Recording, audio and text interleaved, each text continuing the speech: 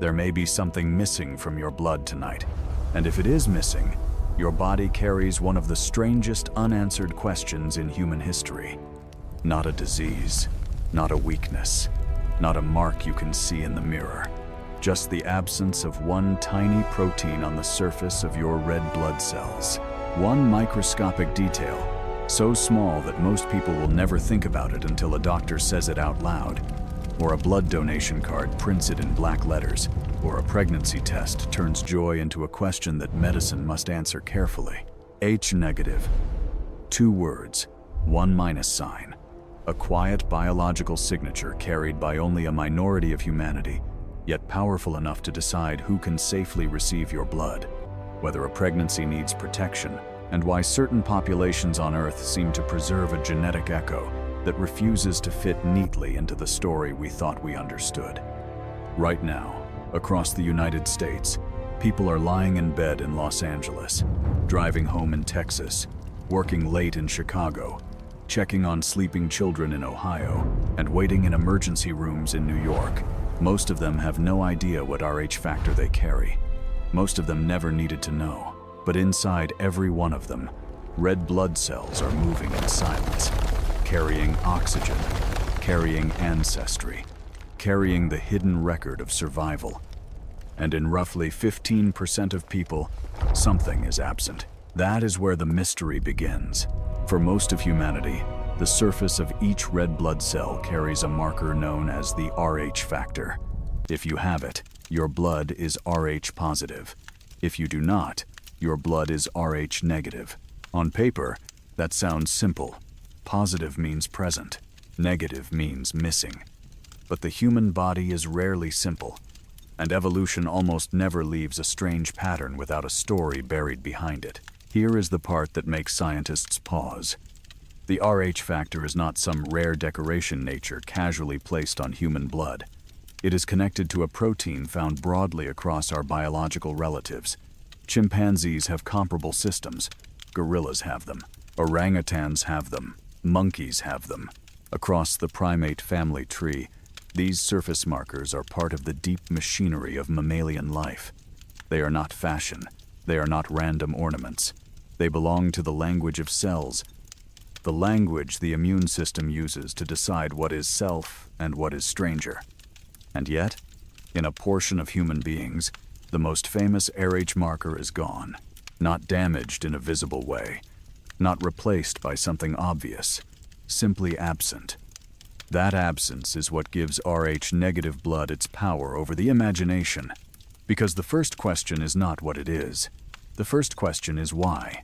Why would a trait involving such an important blood marker persist in human populations at all?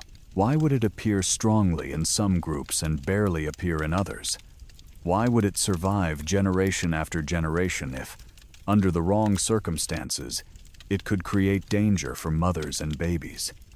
The more you look at it, the more the minus sign begins to feel less like a medical label and more like a door.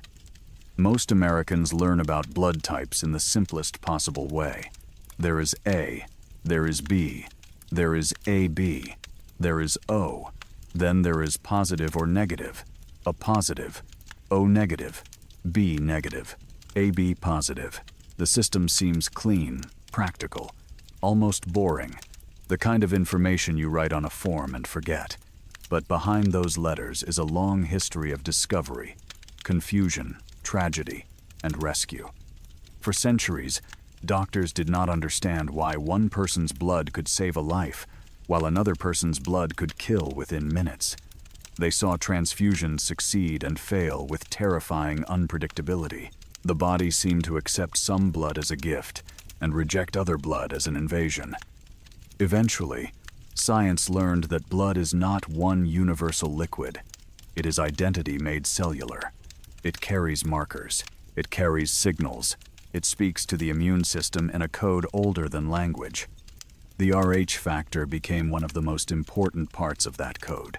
When it was recognized in the 20th century, medicine gained a new key.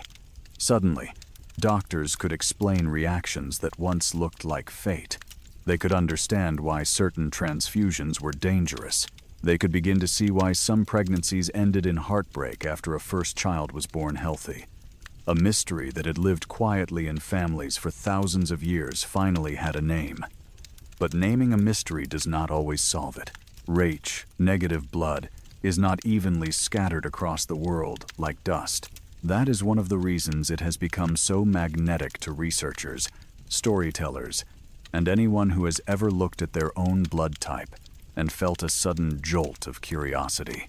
If Rh negative were just an ordinary variation, you might expect to find it spread around the world in a fairly ordinary way. A little here, a little there. Similar patterns from continent to continent. That is not what we see. In many parts of Africa and Asia, AH negative blood is rare. In some indigenous populations, it has historically been extremely uncommon. But in parts of Europe, especially along the Atlantic edge, the numbers rise. And then there is the Basque region, the ancient homeland between northern Spain and southern France, where the percentage of Rh negative blood reaches levels that seem almost impossible to ignore. Among people of Basque descent, Rh negative frequencies have been reported far above the global average, sometimes close to 1 in 3. 1 in 3. That is not a footnote. That is a pattern. And patterns are where history hides. The Basque people are already one of Europe's great human mysteries. Their language, Euskara, does not fit comfortably into the Indo-European family that surrounds it.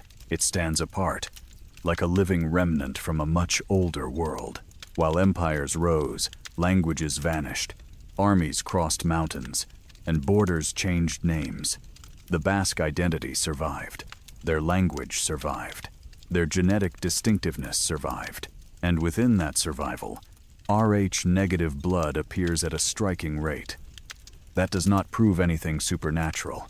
It does not prove a lost civilization. It does not prove secret bloodlines or visitors from the stars.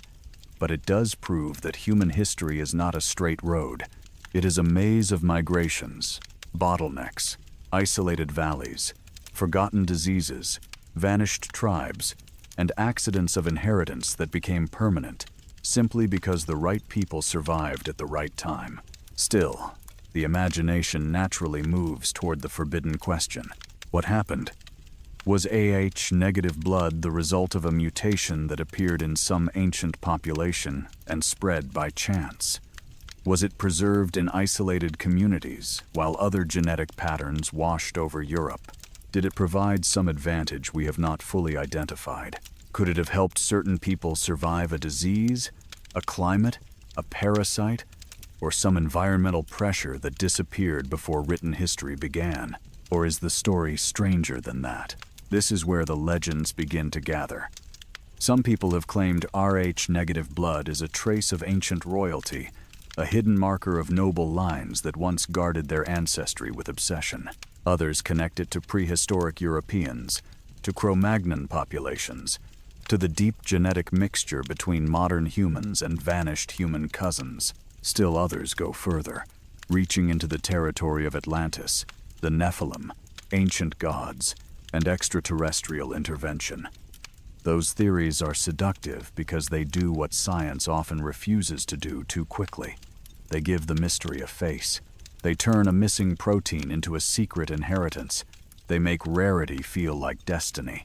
But the truth, if we are honest, is more powerful than fantasy because it does not need to invent wonder. The real facts are already astonishing.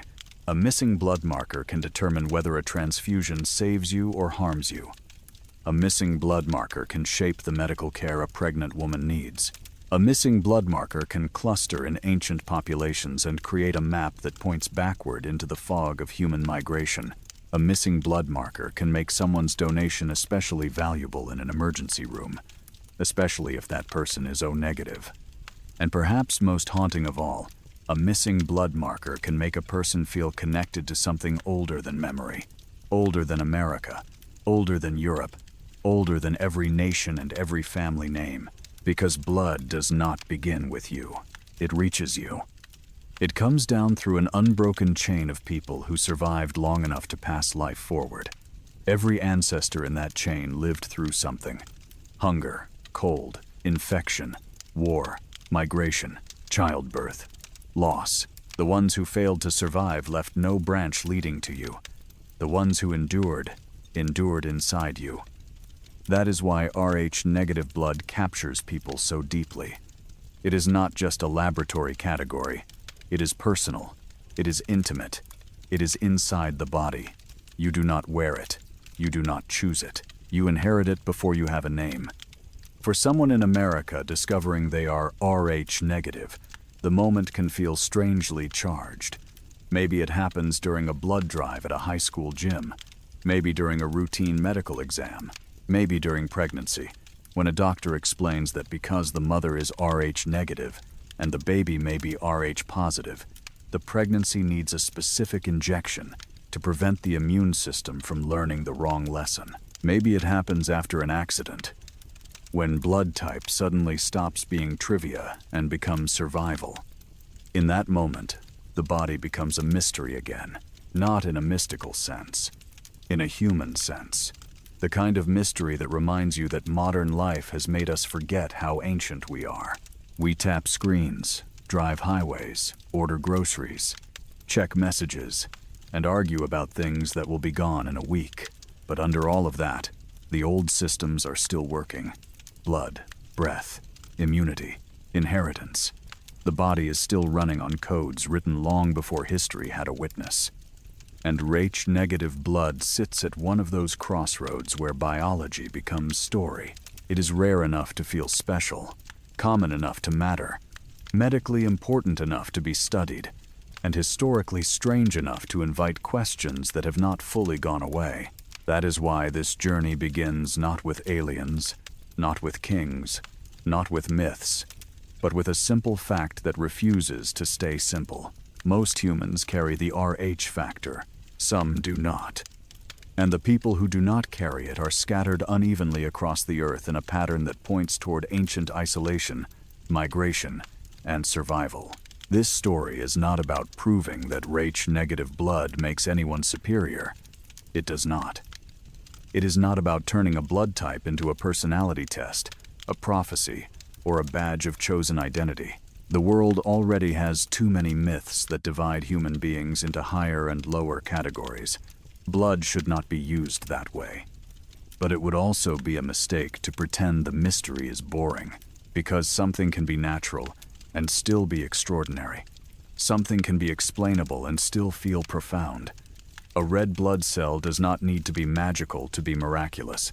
The fact that a tiny surface marker can change the outcome of a transfusion, complicate a pregnancy, and lead researchers back through the hidden corridors of ancestry is already enough.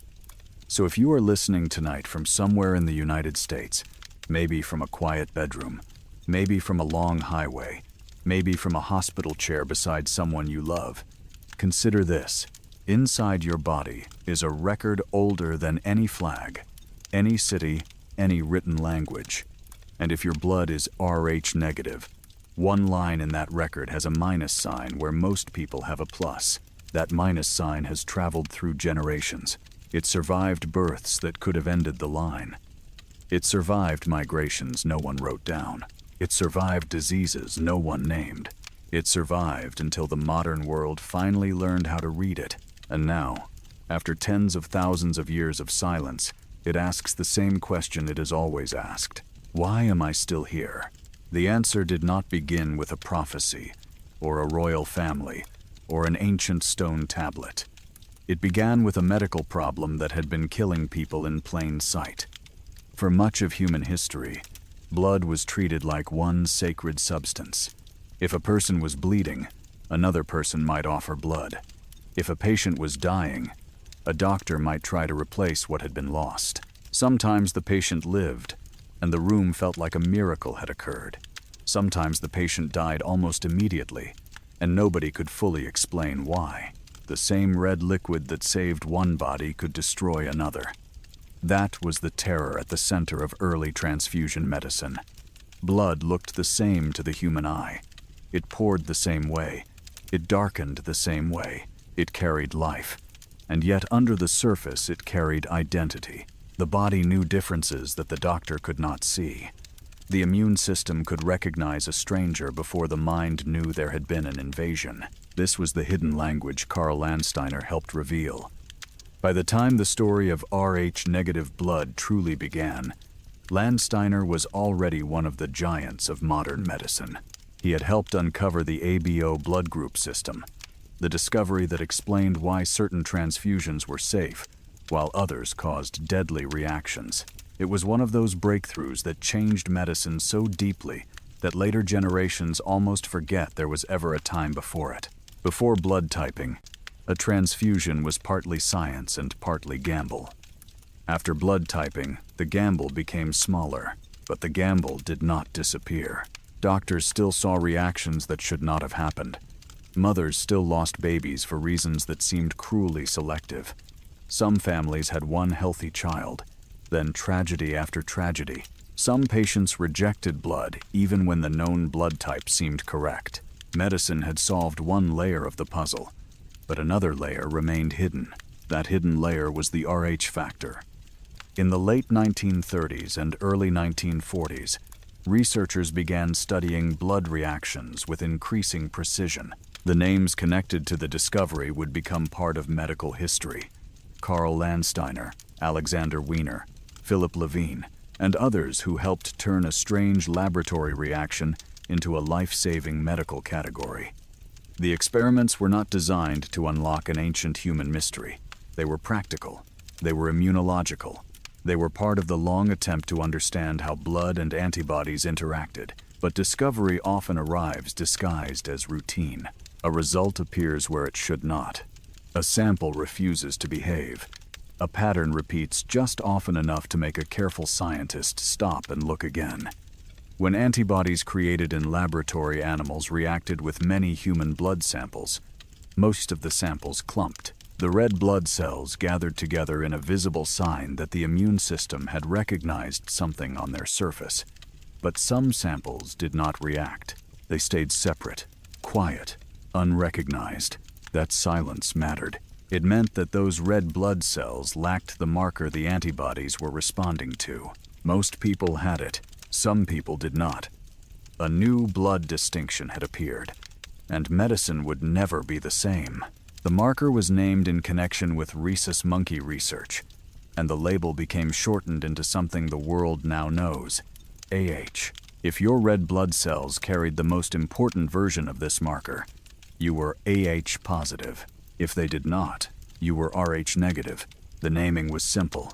The consequences were not. Because this was not just another academic classification. It was the missing explanation behind real suffering. It helped doctors understand why certain transfusions failed. More importantly, it began to explain one of the most heartbreaking patterns in obstetrics: why some babies were born severely ill or died soon after birth, especially in second or later pregnancies. For generations, this had looked like a curse that followed certain families. A woman might have her first child without trouble. The baby would be healthy. The family would believe the future had opened normally. Then a second child might be born weak, swollen, yellowed by severe jaundice, or already beyond saving.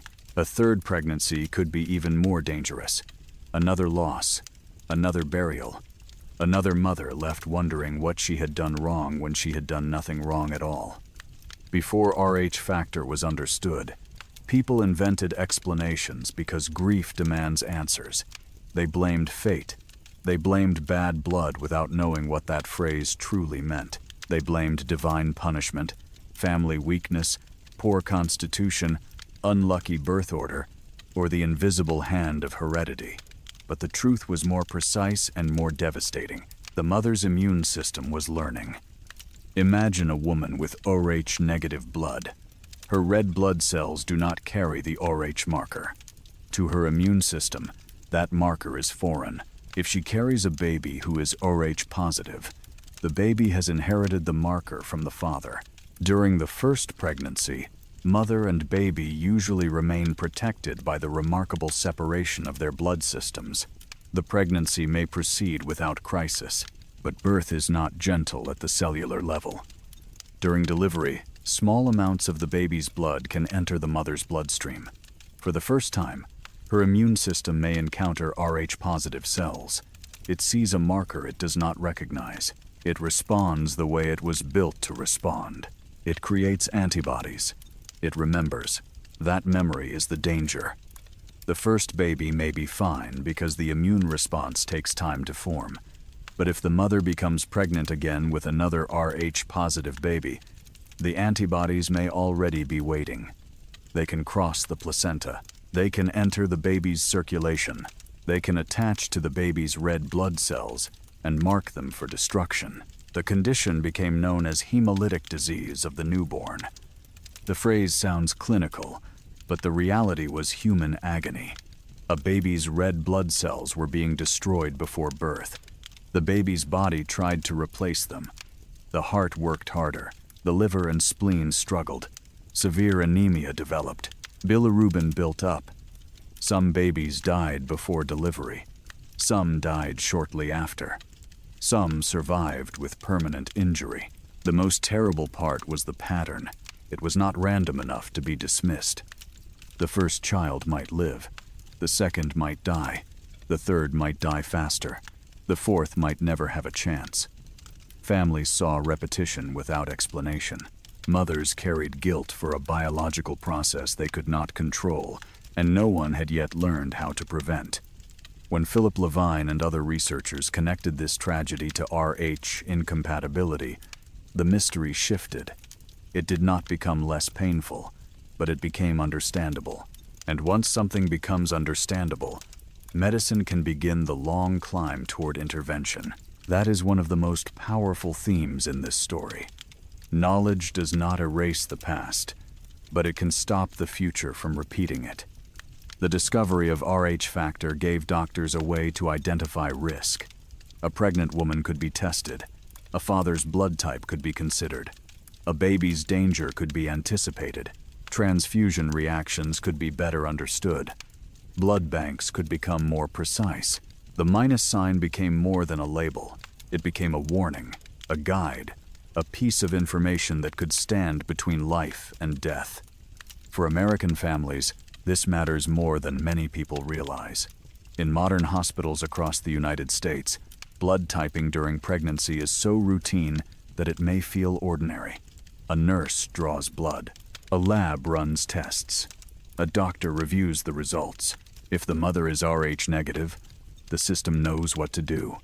The process can feel calm, almost automatic, but that calm is built on a century of discovery. It is built on the bodies of patients who suffered before the answer existed. It is built on researchers who noticed that certain blood cells did not react like the others. It is built on the transformation of invisible incompatibility into visible medical knowledge. Before that, Rh-negative blood was a secret written inside families. After that, it became readable, and once it became readable, it became part of a much larger question. If Rh-negative blood could cause such serious reproductive danger under certain conditions, why did it survive?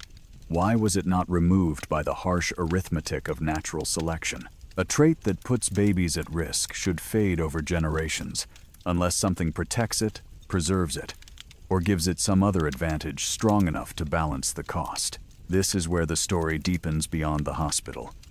Because the discovery did not only explain a medical condition, it revealed an evolutionary puzzle. AH-negative blood was not just rare, it was uneven. It appeared in some human populations at striking levels, and in others at extremely low levels. The discovery forced scientists to look not only at blood under a microscope, but at maps, migrations, ancestry, and time. A medical mystery became an anthropological mystery. A pregnancy problem became a human origins question. The blood of modern people began pointing backward toward ancient populations, isolated communities, and forgotten pressures that may have shaped who lived long enough to become our ancestors. That is what makes Rh-negative blood so gripping. It exists in two worlds at once. In one world, it is practical. It is on medical forms. It is checked before transfusions. It is monitored during pregnancy. It determines whether certain precautions must be taken. It belongs to hospitals, laboratories, and blood banks. In the other world, it feels almost mythic. It clusters in unusual places. It connects to ancient communities. It creates questions about survival. It fuels legends because people have always turned rare biology into meaning. But the real story does not require exaggeration. The real story is already cinematic.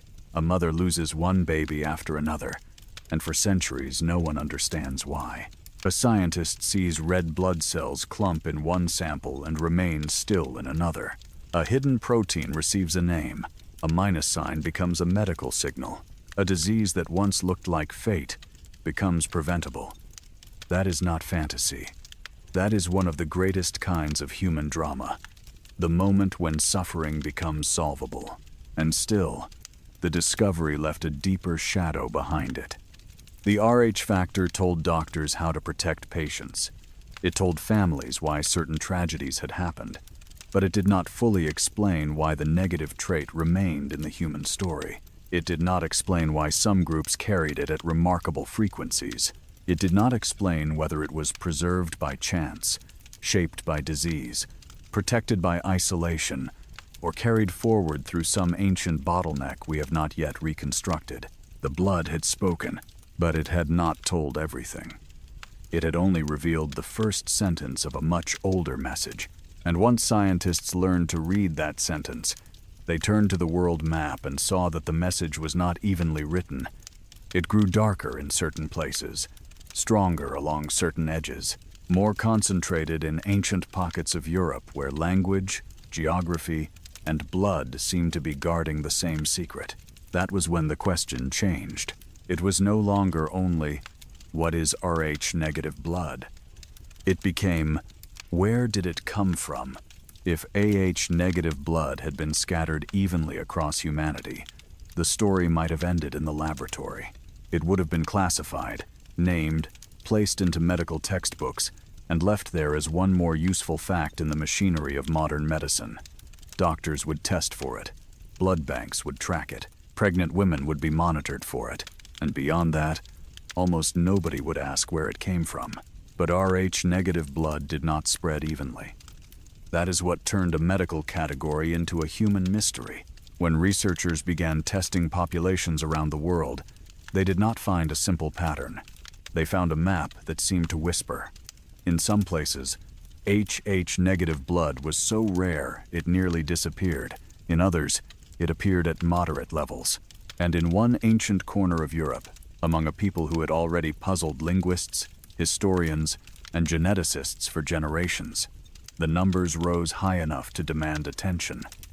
The Basque people. If there is an epicenter in the modern imagination of Rh negative blood, it is there, in the Basque population of northern Spain and southwestern France. Among people of Basque ancestry, Rh negative frequencies have often been reported far above the global average, not just slightly elevated, dramatically elevated.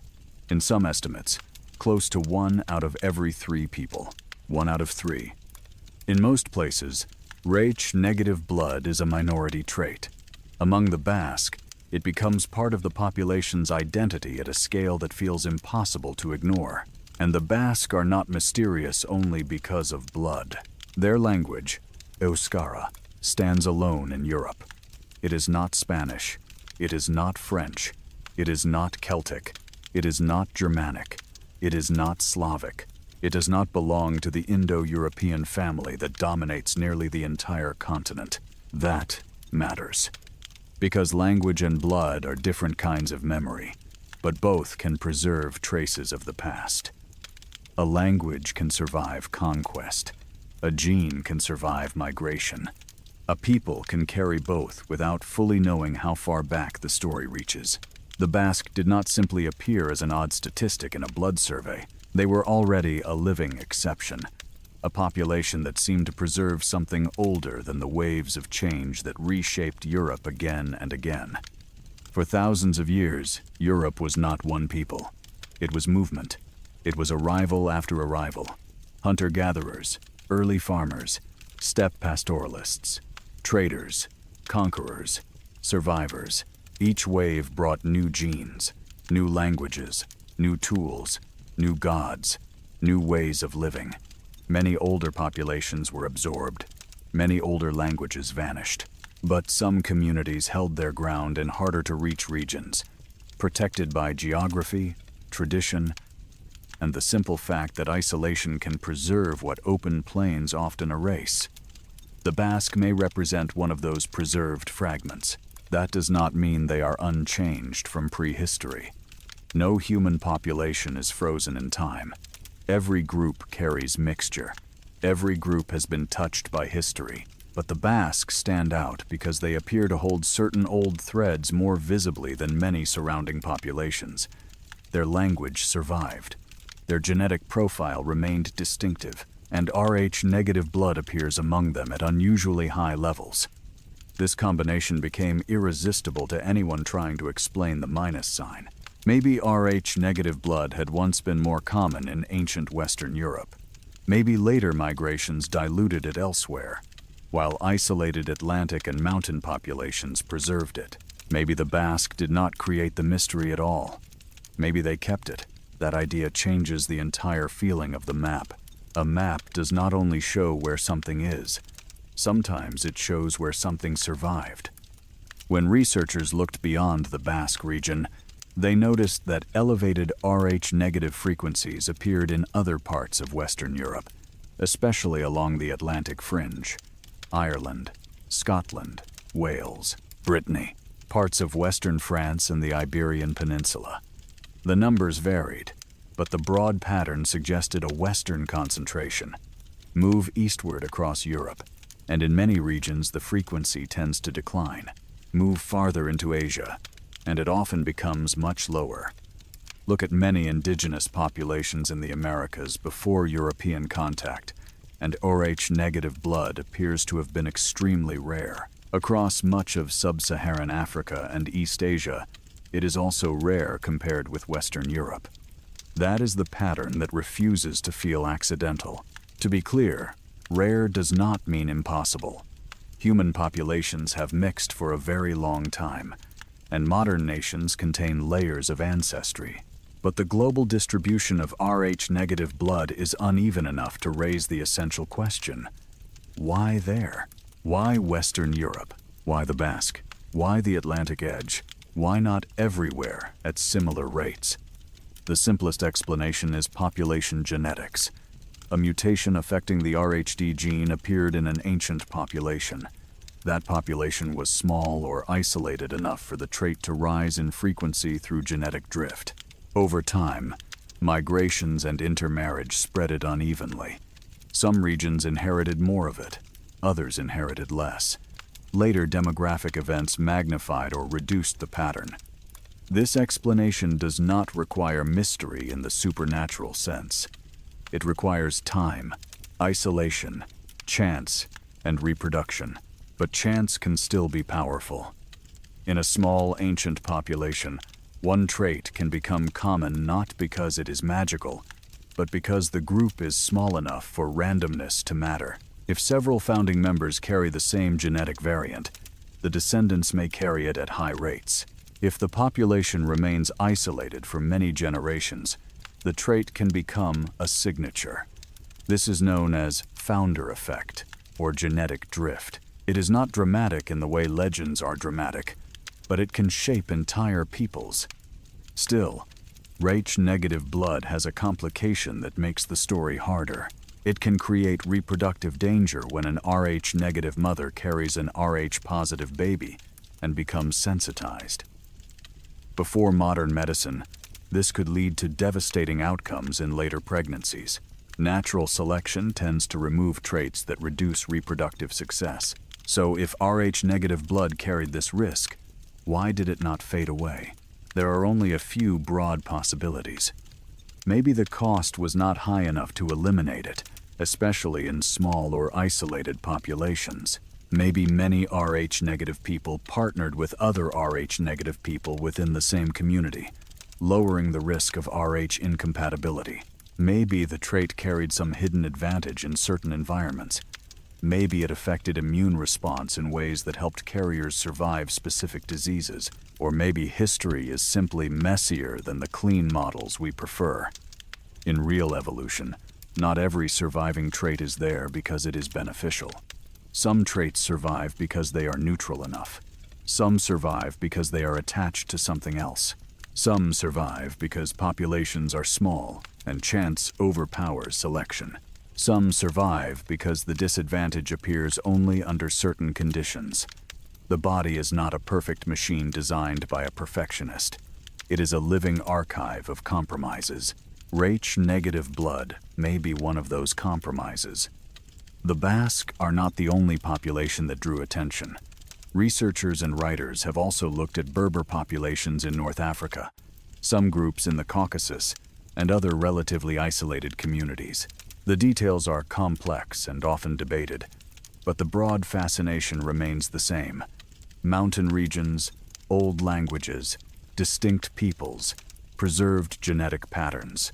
Mountains matter in human history. Not because they are magical, but because they slow the world down. Armies move around them, empires struggle to flatten them, languages hide in them, families remain in them. A valley can become a vessel. A highland can become a museum of older patterns, not perfectly preserved, but preserved enough to matter. That is why isolated groups often become important to genetic history. They can carry clues that larger, more mixed populations have blurred. They can reveal what once existed more broadly. They can preserve rare traits not because they are chosen, but because geography gave them time. In America, this can be difficult to feel at first because the United States is a nation of recent mixture on a continental scale. A person in Boston may carry Irish, Italian, and English ancestry. A person in Houston may carry Mexican, German, African, and Native ancestry.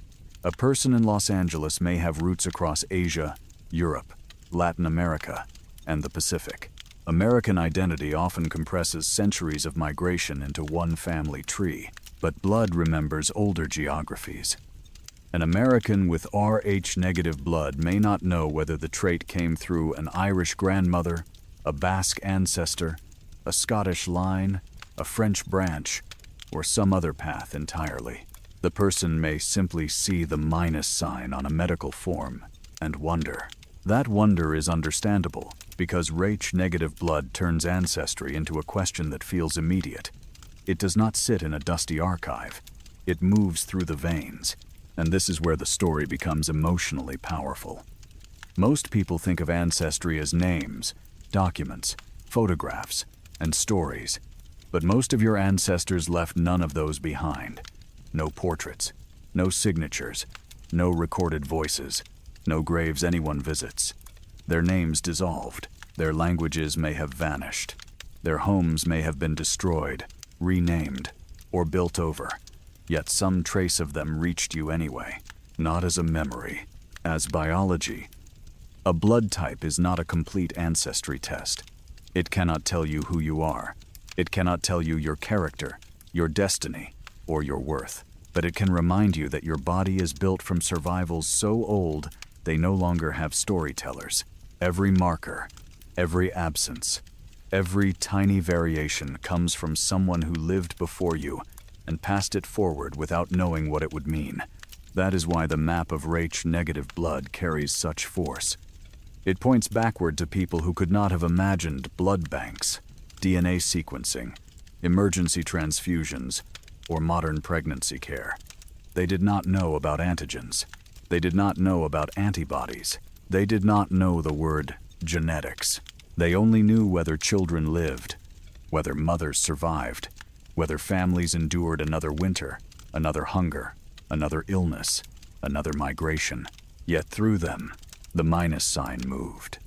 From generation to generation, it passed quietly, sometimes causing danger, sometimes causing no problem at all, sometimes hiding when paired with other inherited traits, sometimes reappearing in a child born centuries after the original mutation.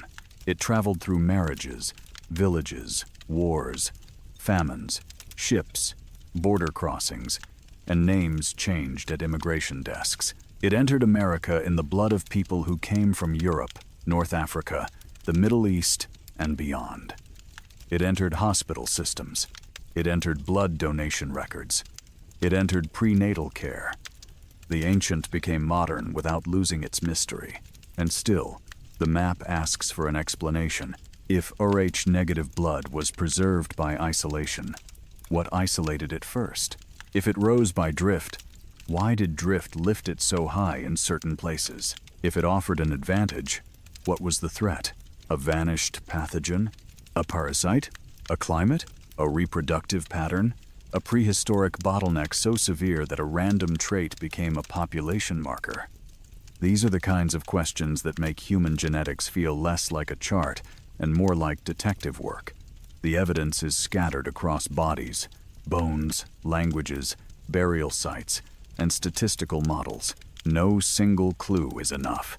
The story must be assembled piece by piece, and even then, some pieces remain missing. That uncertainty is not a failure. It is part of the wonder. Science is often strongest when it admits what it does not yet know. The mystery of Rh-negative blood is not that scientists have no explanation at all. They do. The missing RhD marker can be understood through mutation, inheritance, population structure, and migration. The real mystery is more subtle. Why the pattern became so uneven, why the trait reached high levels in certain groups, and whether some hidden selective pressure helped shape the map. That is the space where curiosity lives. Not in rejecting science, but in following science to the edge of what it can currently prove.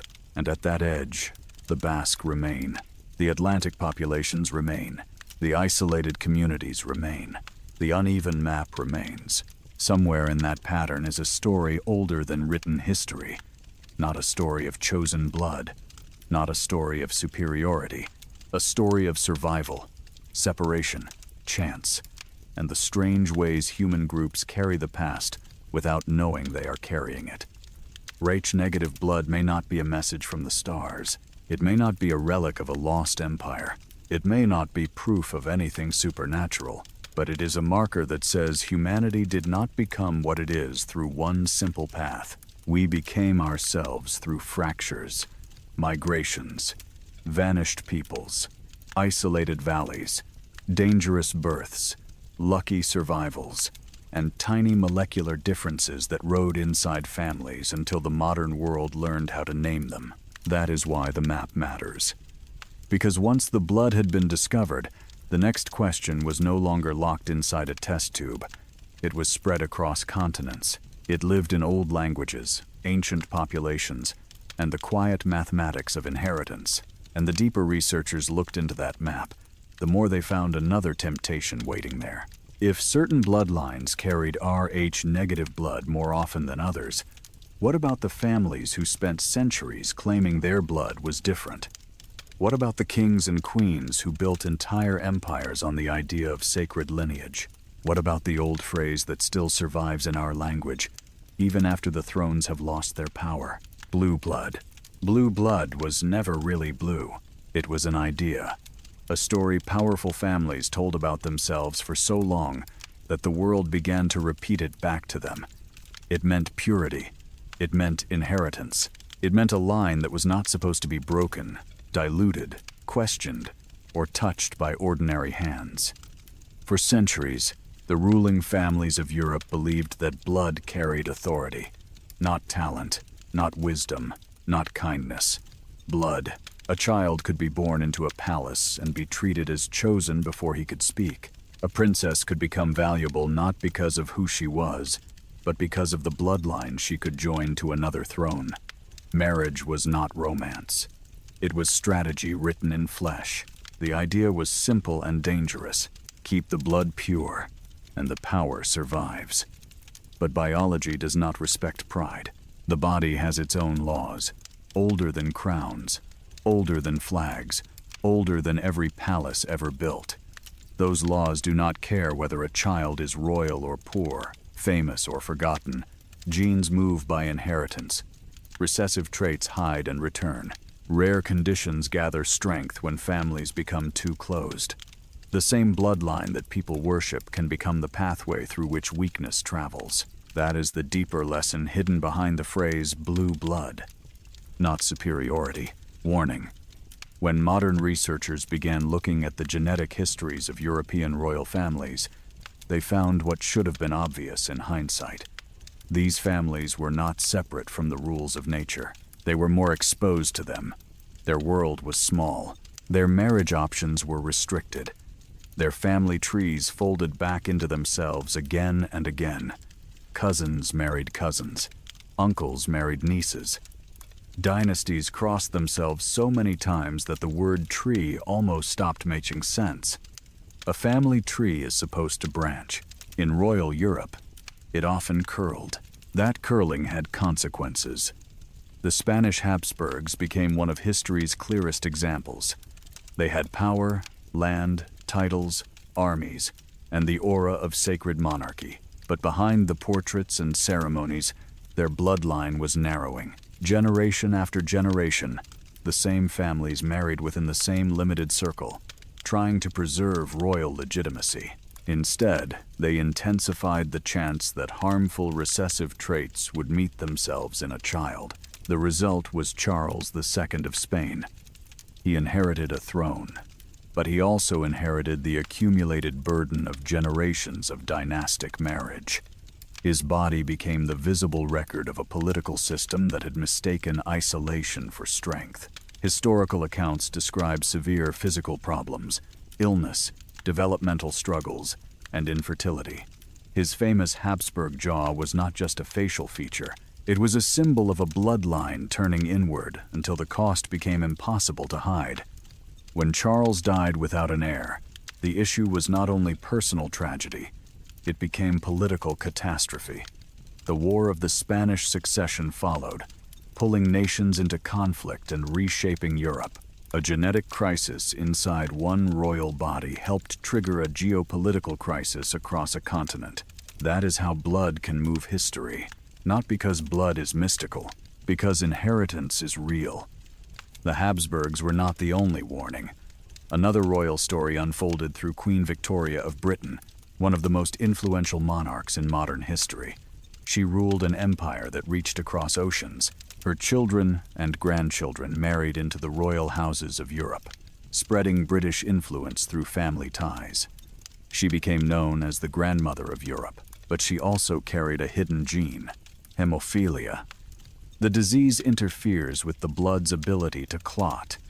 A person with severe hemophilia can bleed dangerously from injuries that others might barely remember. In the 19th century, before modern treatment, it was a constant threat. A bruise could become a crisis. A fall could become fatal. Childhood itself became dangerous. Victoria passed the condition through her descendants, and it moved from palace to palace like a secret carried in the nursery. Her son Leopold suffered from hemophilia and died young after an injury. Her daughters carried the gene into other royal families. Through them, the disorder entered Spain, Germany, Russia, and other dynastic lines. In Russia, the disease reached a child whose suffering would become tied to the fall of an empire. Alexei Nikolaevich, the son of Tsar Nicholas II and Tsarina Alexandra, was the heir to the Russian throne. He was also hemophiliac. His parents lived under the terror that a small injury might kill the boy who was supposed to inherit the empire. Their fear made them vulnerable. Their desperation opened the door to Grigory Rasputin, a mystic whose presence near the royal family became one of the great scandals of the age. Rasputin did not cause the Russian Revolution. No single man did. Russia was already under enormous strain from inequality, war, hunger, political repression, and public rage. But Alexei's illness shaped the royal family's choices. It deepened Alexandra's dependence on Rasputin. It damaged the monarchy's credibility. It gave enemies of the throne a symbol they could point to and say the empire was being guided by weakness, secrecy, and superstition. A mutation hidden in a royal bloodline did not create revolution by itself, but it helped bend the story. That is what bloodlines can do. They can carry consequences quietly for generations, then suddenly become visible at exactly the wrong moment. And here, Rh negative blood enters the royal conversation, not as proof of nobility, but as another reminder of how isolated lineages can concentrate rare traits. Some writers have claimed that European royalty had unusually high rates of Ah negative blood. Some have taken that claim and built entire myths around it, suggesting that Rh negative blood was the hidden marker of divine kingship or ancient elite ancestry. That is where caution is needed. Correlation is not destiny. A rare blood type does not make anyone royal. It does not make anyone superior. It does not grant authority, intelligence, spiritual power, or the right to rule. If certain royal families carried Rh negative blood at higher rates, the simplest explanation is not magic. It is closed marriage networks. When a small group repeatedly marries within itself, traits can become concentrated. That includes visible traits, invisible traits, harmless traits, dangerous traits, and medical traits that nobody understands until science catches up. Ha negative blood could have moved through royal families for the same reason hemophilia did. Not because it was sacred, but because inheritance follows pathways, and royal pathways were unusually narrow. Still, the connection is emotionally powerful because royalty built its identity around blood. These families did not merely happen to inherit traits, they worshipped inheritance. They recorded it, protected it, arranged marriages around it, built laws around it, claimed God had blessed it. They believed their blood separated them from common people, but nature answered with a crueler truth. Blood does separate people in certain medical ways, but not according to human vanity. It separates by compatibility, by antigen, by antibody, by gene, by risk. A king can bleed to death. A prince can inherit disease. A queen can carry a mutation.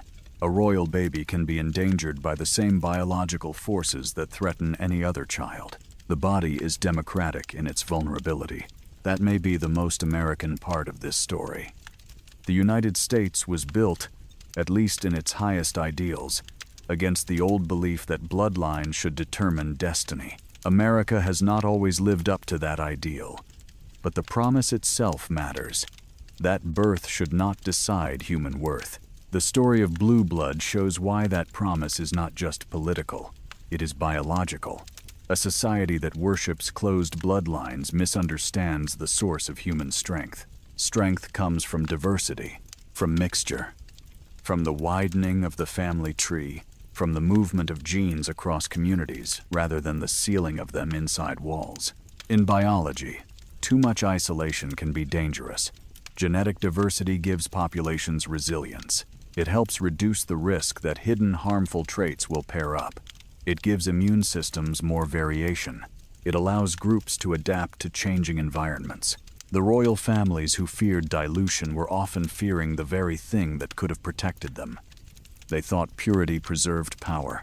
In reality, purity often preserved risk. This does not mean ancestry is meaningless. It means ancestry should be understood with humility. Every family carries gifts. Every family carries burdens. Every bloodline, whether royal or ordinary, contains survival and loss, strength and vulnerability. There is no perfect lineage. There is no untouched blood. Human beings are not pure substances. We are braided histories. That is why the mythology around Rh negative blood can become dangerous if it starts to sound like the old mythology of blue blood. Rare does not mean better. Unusual does not mean chosen. A minus sign does not place one person above another. The moment a biological trait becomes a ladder of worth, the story has gone wrong. But there is still a meaningful connection between Rh negative blood and the royal obsession with lineage. Both remind us that blood carries consequences people often do not understand until later. The royals thought they were preserving greatness. They were also preserving genetic vulnerability. Families before modern medicine thought repeated infant deaths were curses, bad luck, or divine judgment. In some cases, they were watching immunology unfold without knowing the word. People today may look at Rh-negative blood and imagine ancient superiority, when the more powerful truth is that biology is complex enough to humble every one of us. That humility matters, because the blood inside you is not a throne. It is a record. It records who survived. It records what was passed on. It records accidents, adaptations, migrations, and choices made by people who did not know you would exist. Some of those choices were loving. Some were strategic. Some were forced. Some were desperate. Some were made in castles. Some were made in farms, ships, mining towns, crowded cities, and border crossings. A person in America today may carry a blood type that once moved through a royal house, or a mountain village, or an immigrant family that arrived with nothing but a surname and a few belongings. The blood does not care which story sounds more impressive. It carries both the famous and the nameless with the same silence. That is why the royal chapter of Rh-negative mythology is so important to tell carefully. It is tempting to say the old kings knew something. It is tempting to imagine that blue blood was a coded memory of some rare genetic marker. It is tempting to believe that powerful families protected Rh-negative blood because it gave them an advantage, but the evidence does not support that kind of certainty. What history shows more clearly is that when people become obsessed with blood purity, they often create suffering they do not foresee. The Habsburg jaw was not a crown jewel. Hemophilia was not a divine mark. Repeated miscarriages and infant deaths were not signs of sacred lineage. They were warnings written in the body. And maybe that is the real reason this part of the story feels so haunting. It turns the old myth inside out. The royal families claimed their blood made them exceptional. In a sense, it did. But not because it lifted them above humanity, because it revealed, under the brightest historical spotlight, the same truth that applies to every human family. We are inheritance made visible. We are the outcome of what came before. And when we ignore the laws of biology, biology does not ignore us back. The mystery of Rh-negative blood will keep pulling people toward legends, because legends are easier to feel than population genetics. A secret royal bloodline sounds more exciting than founder effect. A hidden ancient elite sounds more dramatic than an RhD gene deletion. But reality has a sharper edge. A tiny inherited difference can save a stranger in an emergency room. A tiny inherited difference can endanger a baby without medical protection. A tiny inherited difference can move through dynasties, villages, and nations without anyone knowing its name. The old monarchs called it blue blood because they wanted blood to explain power. Modern science looks deeper and finds something far more important. Blood does not explain who deserves to rule. It explains how fragile all of us are. And once the crowns are removed, once the palaces fade, once the family trees are stripped of titles, the same question remains beneath every human story. Where did this blood come from? And what did it survive to reach us? To answer that, we have to travel beyond royal courts and recorded history, past the age of kings, past the first cities, past the beginning of writing itself, into the deeper world where modern humans met older human cousins, where Europe was cold, dangerous, and unfinished, and where one missing marker may have begun its long journey through time. Before there were kings, before there were flags, before anyone drew a border around a country and called it home, there was only survival. Human beings moved because staying still could mean death. They followed animals. They followed rivers. They followed seasons. They crossed grasslands, coastlines, mountains, and frozen edges of continents with no map except hunger, memory, and the knowledge carried by elders. Every migration was a gamble. Every child born into those wandering groups carried the future in a body small enough to fit against a mother's chest. Somewhere in that ancient world, the Rh-negative story may have begun. Not in a palace, not in a laboratory, not in a myth, in a child, A child born with red blood cells missing a marker that almost everyone else carried. No one would have known. No one would have named it. No one would have looked at that baby and said a protein was absent from the surface of the blood. The child would have cried, fed, slept, grown, and been loved or lost like every other child in that dangerous age. The difference was invisible. It made no sound. It left no mark on the skin. But if that child survived and had children, the difference could move forward. That is how history often begins, not with thunder. With a mutation no one sees. The mainstream explanation for Rh-negative blood is not romantic, but it is powerful. Somewhere in the human past, a change occurred in the RhD gene, the gene linked to the RhD antigen on red blood cells. In many Rh-negative people, that gene is deleted or disrupted in a way that prevents the RhD marker from appearing. That absence became inheritable. It entered families. It traveled through generations. In certain populations, it rose in frequency. The question is why? A mutation alone is not enough to explain a mystery. Mutations happen constantly. Most vanish. Some remain rare. A few spread widely. To understand why a trait survives, you have to ask what kind of world carried it. The world that carried early Rh-negative blood was not gentle. Imagine Europe tens of thousands of years ago, not as a modern continent of cities, roads, and electric lights, but as a harsh frontier where human survival was uncertain. Ice advanced and retreated. Forests shifted. Animals migrated. Food could vanish. Disease could move through small bands with devastating speed. A winter could erase a family line. A failed hunt could change the future of a group. In a world like that, even a small biological advantage could matter, but so could chance. This is one of the hardest truths for the human mind to accept. Not everything that survives does so because it is better. Sometimes it survives because the group was small, because the carriers happened to live, because others happened to die, because a valley isolated one population while another population disappeared, because a few families had more children, because history turned left instead of right. Genetic drift sounds quiet, but it can move like fate.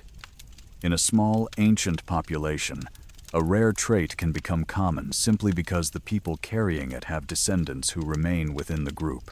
If the group stays isolated, the trait may grow stronger in the population over time. If that group later expands or mixes with others, the trait spreads unevenly. Thousands of years later, scientists see the pattern and ask whether it was selection, survival, isolation, or chance. The honest answer may be all of them. That is why Rh-negative blood sits in such an interesting place. It is not impossible to explain, but it is also not fully explained in the emotionally satisfying way people want. We know the mechanism, we know the blood marker, we know the gene, we know the medical consequences. But the ancient story of how this minus sign traveled into certain populations at such high rates is still partly hidden, so people fill the darkness with theories. Some theories stay close to science, others drift into legend. All of them reveal something about the human hunger to know where we came from. One of the most compelling scientific ideas places Rh-negative blood in the deep story of early Europeans. Modern humans entered Europe tens of thousands of years ago, stepping into a land already inhabited by Neanderthals. Those earlier humans had lived there for a very long time. They were not the brutish caricatures once imagined. They made tools. They hunted. They survived cold landscapes. They cared for their injured. They had culture. They were human in ways that modern pride took too long to admit. When modern humans and Neanderthals met, they did not simply replace one another overnight. They overlapped. They watched one another. They competed, avoided, learned, and sometimes interbred. We know this because their DNA remains in many people alive today, not as a legend, as data. Many people of European and Asian ancestry carry small percentages of Neanderthal DNA. This does not make anyone less modern or more ancient in a mystical sense. It simply means our family story is not a clean line. It is braided. Some have wondered whether Rh-negative blood could be tied to this ancient mixture or to the unique pressures faced by the first modern humans in Ice Age Europe. The idea is intriguing, but it must be handled carefully. There is no simple proof that Rh-negative blood came directly from Neanderthals. Human genetics rarely gives answers that neat, but the broader possibility is reasonable. Ancient European populations carried unusual combinations of genes shaped by isolation, climate, interbreeding, and survival pressure. Rh-negative blood may have been part of that ancient European genetic landscape. Maybe it appeared among early modern humans adapting to Europe. Maybe it rose in frequency in groups that survived Ice Age bottlenecks. Maybe it became preserved in Western refuges where people endured the worst cold and later expanded again. Maybe later migrations diluted it in some places while old mountain and Atlantic populations kept more of it. This is the kind of theory that does not need fantasy to be fascinating. A small band survives an Ice Age refuge. A rare blood marker becomes more common among them. Their descendants move, mix, retreat, endure. Thousands of years later, that marker appears at high frequency among people whose language and ancestry still seem to point backward into Europe's oldest layers. That is already extraordinary. But for many people, extraordinary is not enough. They want the story to be cosmic. That is where Atlantis enters. The Atlantis theory has haunted discussions of Rh-negative blood for decades. According to this idea, an advanced civilization once existed and was destroyed by catastrophe.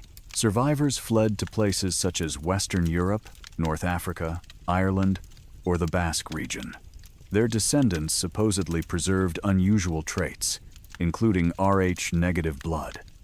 It is easy to understand why this theory attracts people. It gives the blood a lost homeland.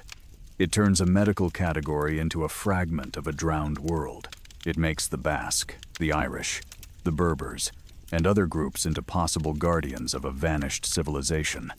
It feels epic. It feels cinematic. It gives the minus sign a mythological glow, but feeling powerful is not the same as being proven. There is no solid archaeological evidence that Rh-negative blood comes from Atlantis. There is no verified sunken super-civilization whose survivors can be traced through blood type. There is no genetic signature that points to one dramatic Atlantean collapse. The theory survives because it is emotionally satisfying, not because the evidence forces us there. Still, Atlantis is important in this story for another reason.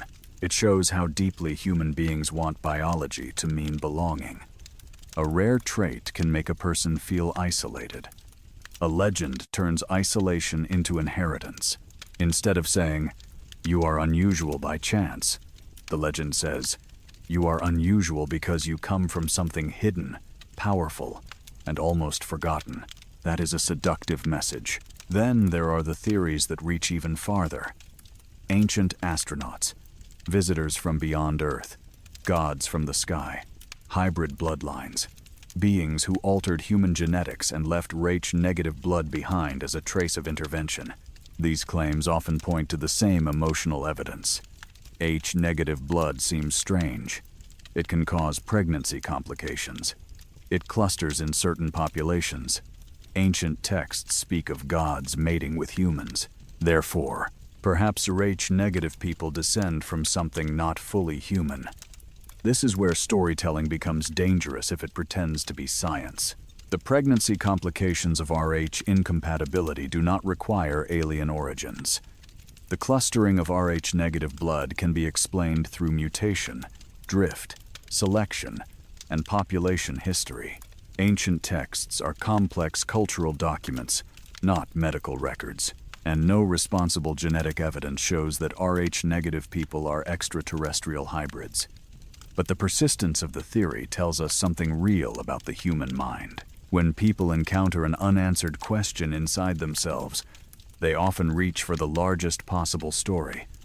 If the body feels strange, perhaps the cause must be cosmic.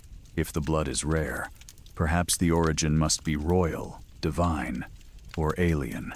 If science says the answer is incomplete, myth rushes in to finish the sentence. The same thing happens with the Nephilim. In ancient biblical tradition, the Nephilim are described in brief, mysterious language that has inspired centuries of interpretation. Some readers imagine giants, some imagine warriors, some imagine fallen beings or the children of divine human unions. Modern fringe theories sometimes connect them to Rh-negative blood, suggesting that the minus sign is a remnant of an ancient supernatural bloodline. Again, the evidence does not support such a claim, but the appeal is obvious. The Nephilim story gives Rh-negative blood a sacred danger. It makes the trait feel not merely rare, but forbidden. It turns medical difference into hidden descent, and for people already drawn to mystery, it can feel like a key that unlocks every old legend at once. Yet the more grounded truth may be more moving. Rh-negative blood does not need to come from angels, aliens, or a sunken empire to matter. It comes from human beings who lived through conditions so difficult that most of us can barely imagine them. It comes from mothers who gave birth without hospitals, fathers who crossed hostile land, children who survived infections without medicine, communities that endured ice, hunger, violence, and loss. It comes from people whose names are gone, but whose biology remains. That is not a smaller story. That is the largest story we have. The real origin of Rh-negative blood may be a mixture of mutation and survival. A deletion in a gene, a small population, a period of isolation, a possible unknown advantage, a reproductive cost that did not fully erase the trait, later migrations that spread it unevenly, ancient communities that preserved it, modern people who now carry it without knowing the full path it took. This is not as clean as legend, but it is more honest. And honesty has its own kind of wonder. Consider what it means for a trait to survive tens of thousands of years. Not one lifetime, not one dynasty, not one civilization, tens of thousands of years. Long enough for climates to change, long enough for species of human cousins to vanish, long enough for languages to rise and disappear without leaving a word behind, long enough for stone tools to become bronze, bronze to become iron, iron to become steel, and steel to become the frame of cities. Through all of that, the minus sign moved, not as an idea, as inheritance. It passed through bodies that did not understand it. It passed through families that could not test for it. It passed through tragedies that were blamed on fate. It passed through migrations that scattered people across continents. It passed into the modern world, where a person can learn about it from a doctor, a blood donor card, a pregnancy appointment, or a late-night video playing in the dark. That is the bridge Rh-negative blood builds between past and present. It reminds us that the ancient world is not gone. It is inside us, not metaphorically, literally, in genes, in immune systems, in blood markers, in traits that shape medical decisions today because of events that may have happened before recorded history began. So where did Rh-negative blood come from? The best answer is this: from us. From human mutation, human isolation, human survival, human chance, human migration, human loss, human endurance. That may not satisfy everyone who wants a secret origin, but it should, because the human story is already strange enough. We are the species that nearly disappeared and did not. The species that met other human species and carries traces of them still. The species that walked out of Africa, crossed ice and sea, painted caves, buried the dead, invented gods, built cities, split atoms, mapped genomes, and still lies awake at night wondering what its own blood means. Rh-negative blood is one thread in that immense tapestry, a missing marker, a surviving question, a small absence that opens a large door. And behind that door waits the most painful part of the mystery, the part that reminds us evolution is not gentle. and survival often comes with a cost. Because for an Rh-negative woman carrying an Rh-positive child, the ancient minus sign could become more than a mystery. It could become a battle between a mother's body and the baby she was trying to bring into the world. The most frightening thing about Rh-negative blood is not that it is rare.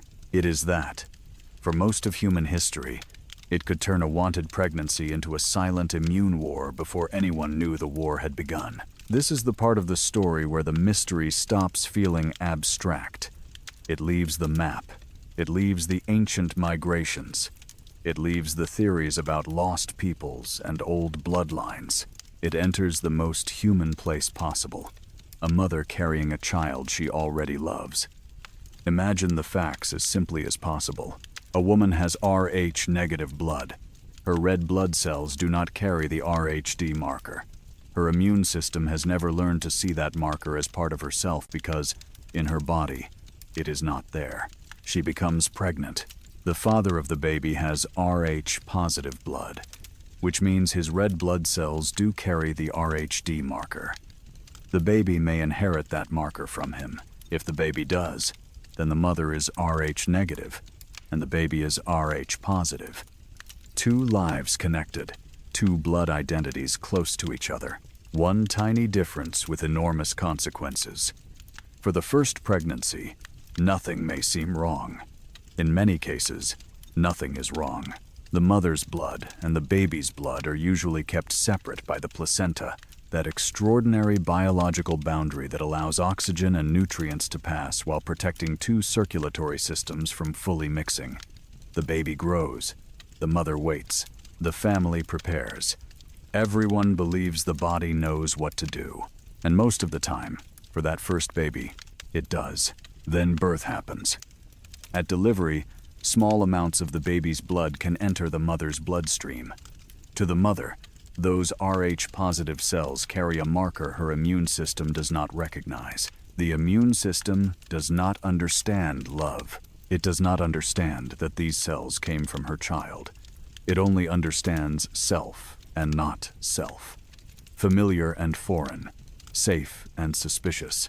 So it responds. It creates antibodies. It remembers. That memory is the turning point. The first baby may be born healthy, placed into waiting arms, celebrated as the beginning of a family. But inside the mother's immune system, a lesson may have been learned. Her body has seen the Rhd marker. It has identified it as foreign. It has built a defense against it. Years later, or months later, she becomes pregnant again. If this second baby is also Rh positive, the mother's immune system may already be ready. The antibodies from the earlier exposure can cross the placenta. They can enter the baby's circulation. They can attach to the baby's red blood cells, and once attached, they mark those cells for destruction. This condition is known as hemolytic disease of the newborn. The phrase is cold. The reality was devastating. The baby's red blood cells begin to break down faster than the baby can replace them. Red blood cells carry oxygen, and oxygen is life. Without enough healthy red blood cells, the baby becomes anemic. The heart works harder. The liver and spleen struggle to produce more blood cells. Fluid can accumulate in the body. Severe jaundice can develop. In the worst cases, the baby dies before birth or soon after. For modern listeners, this may sound like a medical complication that belongs to textbooks and specialists. But before preventive treatment existed, this was not rare enough to be ignored. In communities where Rh-negative blood was common, families could be struck by the pattern again and again. One healthy first child, then a baby lost, then another, then another. The cruelty was not only in the deaths, it was in the confusion. Relatives might whisper about weakness, punishment, bad luck, or inherited tragedy. Religious leaders might offer explanations that comforted some and wounded others. Doctors might use formal words but still lack a way to stop what was happening. And through all of it, the real cause was molecular. A marker, an antibody, a memory. There is something almost unbearable about that. So much grief from something so small. So much history shaped by something no one could see. This is why Rh-negative blood became more than a curiosity. It forced medicine to confront one of the deepest paradoxes in the human body. A mother's immune system exists to protect her. During pregnancy, her body supports the growth of another human being with astonishing precision. Yet in this case, under the wrong conditions, the same protective system could become dangerous to the child. Evolution seems, at first glance, to have made a mistake. Why would a trait survive if it could endanger babies? Why would natural selection allow Rh-negative blood to persist if, in some pregnancies, it could reduce the chance of successful birth? If biology is supposed to favor reproduction, this looks like a contradiction. But evolution is not a moral force. It does not design perfect outcomes. It works through trade-offs, accidents, pressures, and survival after the fact. A trait can carry a cost and still persist if the cost is limited, delayed, hidden, or balanced by some other advantage. A trait can also persist through chance, especially in small populations. Evolution is not a clean story of improvement. It is a record of what survived long enough to continue. Rh-negative blood survived. But for many families, survival came with a price they never understood. Before modern prevention, doctors developed emergency treatments for affected newborns. One of the most dramatic was exchange transfusion. If a baby was born with severe disease, physicians could remove the baby's damaged blood and replace it with compatible blood. It was risky. It was intense. It required skill, urgency, and courage. But it saved lives that earlier generations would have lost. Still, exchange transfusion was a rescue after the danger had already arrived. Medicine needed something better. It needed to prevent the mother's immune system from learning the dangerous lesson in the first place.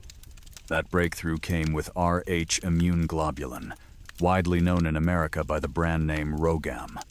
The idea was elegant because it worked with the immune system rather than against it. After an Rh-negative mother delivered an Rh-positive baby, doctors could give her a dose of prepared antibodies. These antibodies would quickly bind to any Rh-positive fetal blood cells that had entered her bloodstream.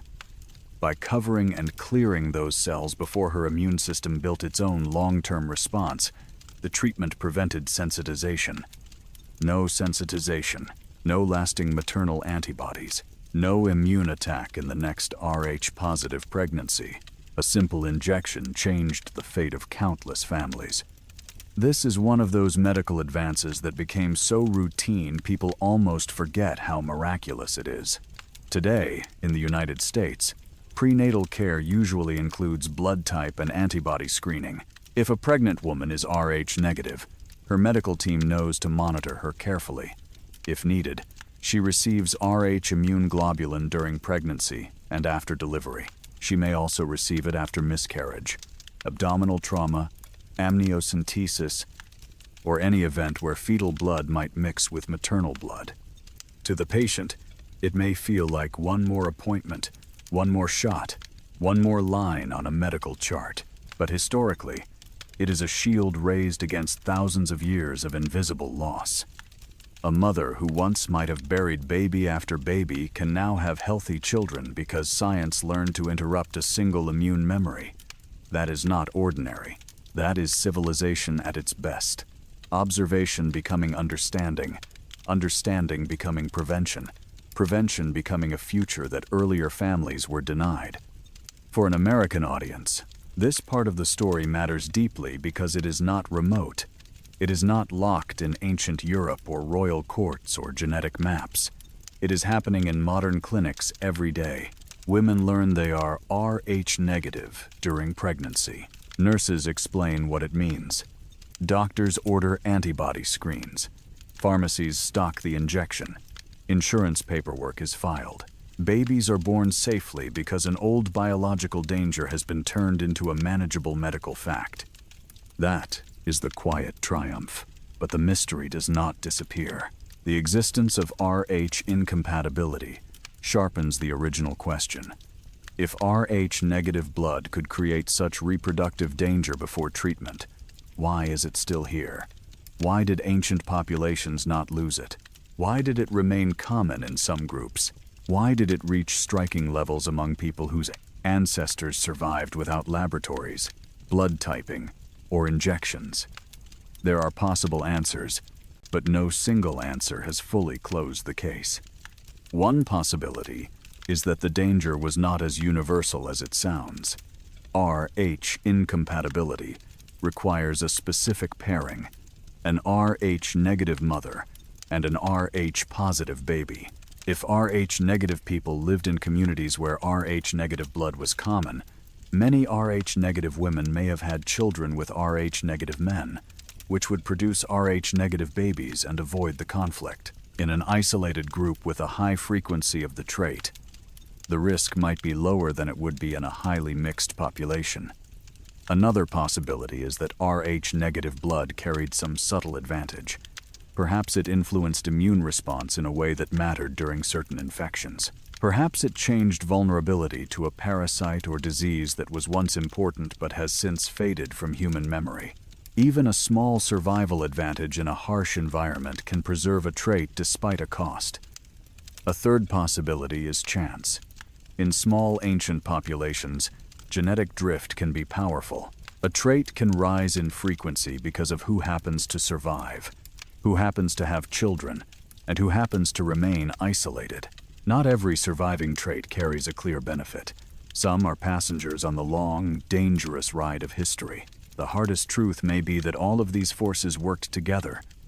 Rh negative blood may have persisted because the cost was uneven, because isolation protected it, because some unknown advantage helped it, and because chance magnified it. Human evolution is rarely one clean cause. It is usually a collision of many forces, each leaving partial fingerprints. And yet, for the families affected by Rh incompatibility, the explanation would not have softened the grief. A theory does not bring back a child. A population model does not comfort a mother. The value of understanding is not that it makes the past painless. It is that it prevents the pain from repeating. That is why this chapter of Rh negative blood is not just mysterious. It is sacred in the human sense. It reminds us that medicine is built from attention. Someone noticed a pattern. Someone refused to accept tragedy as random. Someone studied the blood. Someone connected the mother, the baby, the antibodies, and the timing.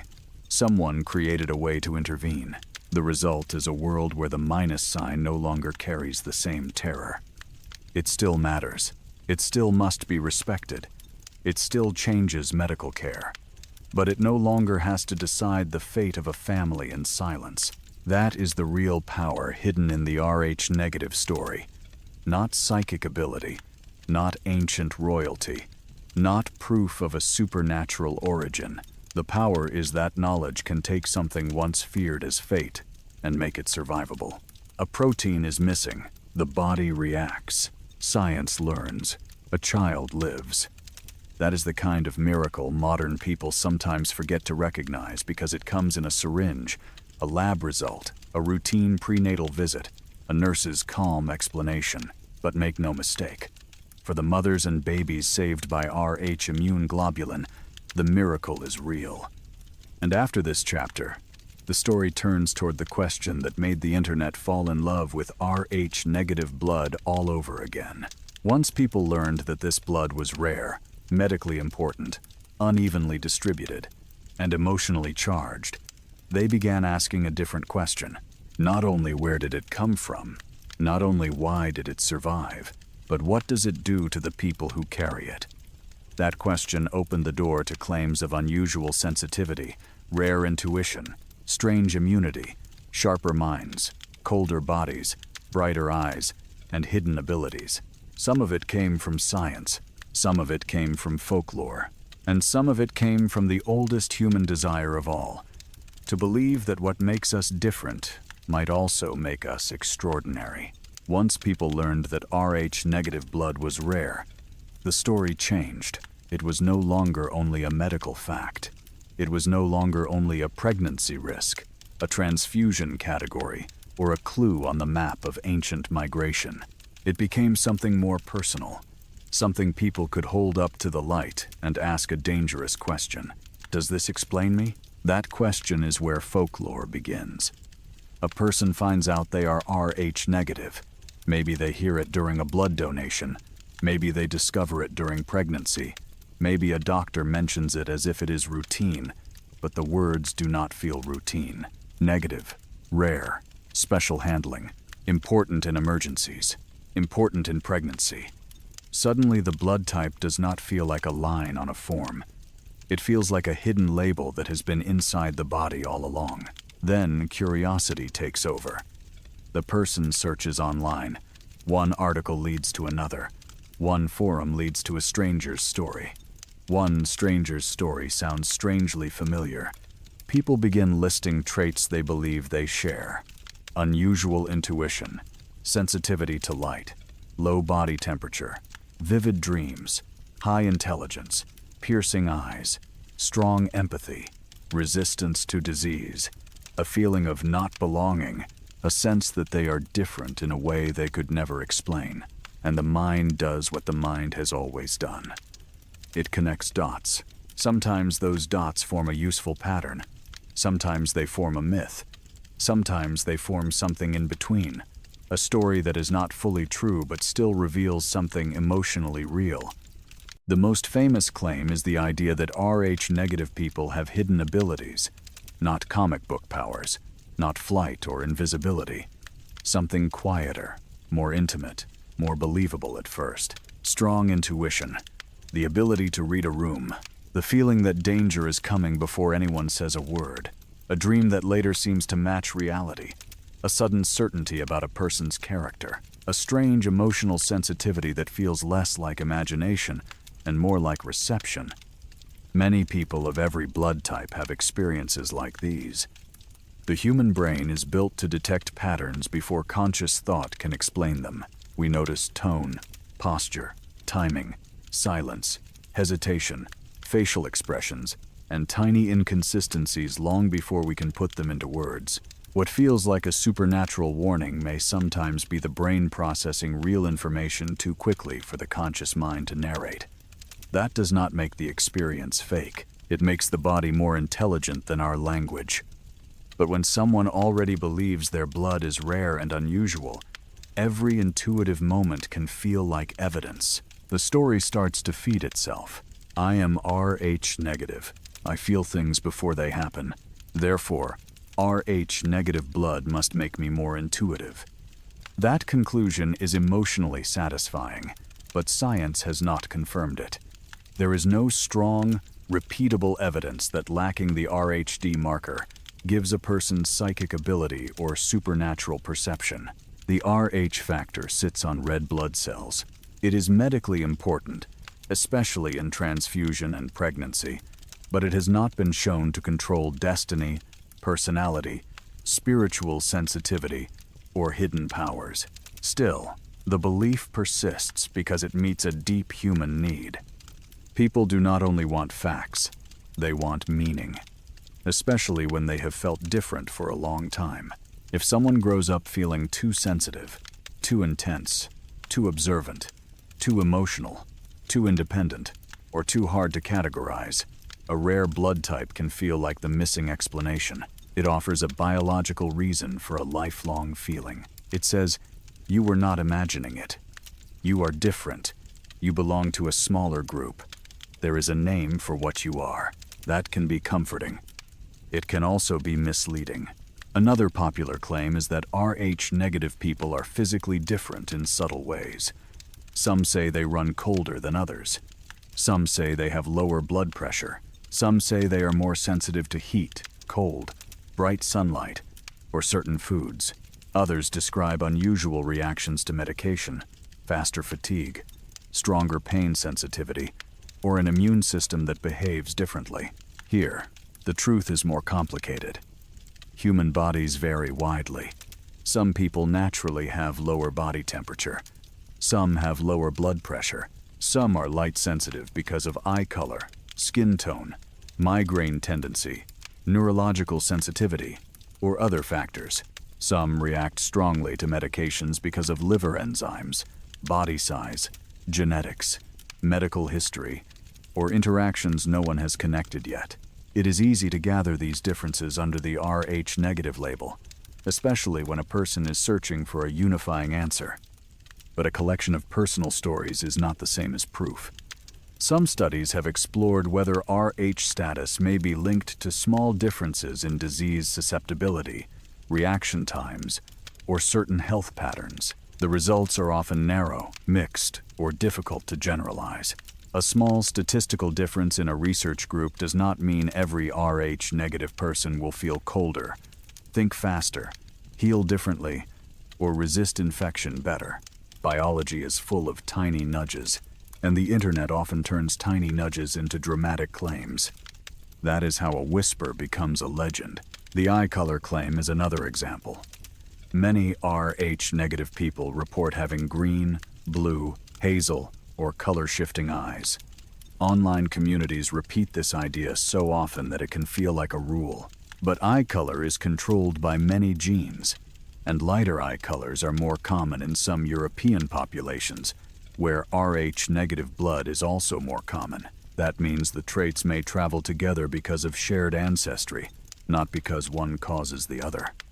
This distinction matters. If two things appear in the same population, it does not mean one creates the other. People with Irish ancestry may be more likely than average to have lighter eyes, and may also be more likely than average to have Rh negative blood. But the blood type is not painting the eyes. Both traits can be carried along by the same ancestral background. The same caution applies to intelligence. Claims that Rh negative people have higher intelligence are powerful because they flatter the listener.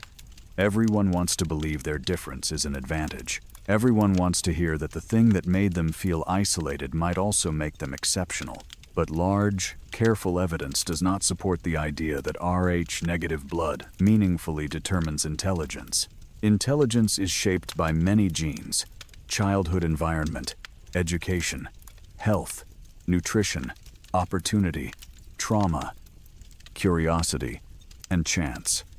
A missing blood marker does not make a mind superior, but the myth survives because it gives dignity to difference. And that is the emotional engine behind much of the Rh negative superpower story. It is not really about blood. It is about belonging. It is about people trying to explain why they never felt ordinary. It is about turning isolation into identity. The same pattern appears in other cultures, but with a different blood system. In Japan, blood type personality theory became part of popular culture. There, the focus is usually not on the Rh factor, but on the ABO blood group. Type A is often described as organized and considerate, Type B as creative and independent, Type O as confident and leadership-oriented, Type AB as mysterious or complex. People mention blood type in interviews, dating profiles, entertainment shows, and casual conversation the way some Americans might mention zodiac signs or personality tests. The science behind this is weak. Blood type does not reliably determine character. It does not tell you whether someone is loyal, selfish, brave, anxious, creative, or kind. But the idea remains popular because it gives people a simple language for personality. It turns human complexity into a few clean categories. It makes strangers feel easier to understand. Americans do this too, just with different labels. Zodiac signs, personality tests, generational labels, introvert, extrovert, alpha, empath, old soul, left-brained, right-brained. People love categories because categories reduce uncertainty. They help us answer the question, who am I? Without having to explain the full storm of being human. Rh negative mythology fits into that same hunger. It says, you are rare. You are sensitive for a reason. You feel separate because your blood is different. You are not random. You are part of a hidden pattern. That message can feel healing when life has made someone feel unseen, but it can become harmful when it hardens into superiority, fear, or bad medical choices. A person should not believe they are immune to disease because of Rh-negative blood. They should not ignore doctors. They should not assume they are better than others. They should not use blood type to judge relationships, children, identity, or worth. Rare is not the same as higher. Different is not the same as chosen. A blood type is not a moral ranking. The real wonder of Rh-negative blood is not that it turns someone into a supernatural being. The real wonder is that it reveals how easily biology becomes mythology. One small absence on the surface of a red blood cell becomes a story about aliens, angels, kings, intuition, personality, and destiny. A medical fact becomes a mirror. People look into it and see what they already hoped, feared, or suspected about themselves. That does not mean the stories are worthless. Stories can carry emotional truth even when they fail as science. When someone says, "I am Rh negative and I have always felt different," the important part may not be the blood claim. The important part may be the feeling, the longing to be understood, the desire to belong to a tribe, the hope that sensitivity is not weakness, the hope that being different has meaning. That is human, and it deserves compassion. But compassion does not require us to abandon evidence. We can honor the feeling without pretending the claim is proven. We can say, "Yes, your experience matters," and "No, we do not have strong evidence that Rh-negative blood gives supernatural gifts." We can say, "Yes, blood type is medically important," and "No, it does not define your soul." We can say, "Yes, human biology still has mysteries," and "No, not every mystery is a doorway to fantasy." The strongest position is not cynicism. It is balance. An open mind should not be an empty room where any idea can move in. It should be a well-lit room with doors, windows, questions, and standards. Let wonder enter. Let curiosity enter. Let new evidence enter. But do not let every dramatic claim sit down and call itself truth. That is especially important now, when the internet can turn repetition into credibility. A claim repeated thousands of times can feel like evidence, even when it began as speculation. A list of Rh-negative traits can circulate so widely that people start measuring themselves against it. If they match 3 traits, they feel confirmed. If they do not match 2 others, they ignore them.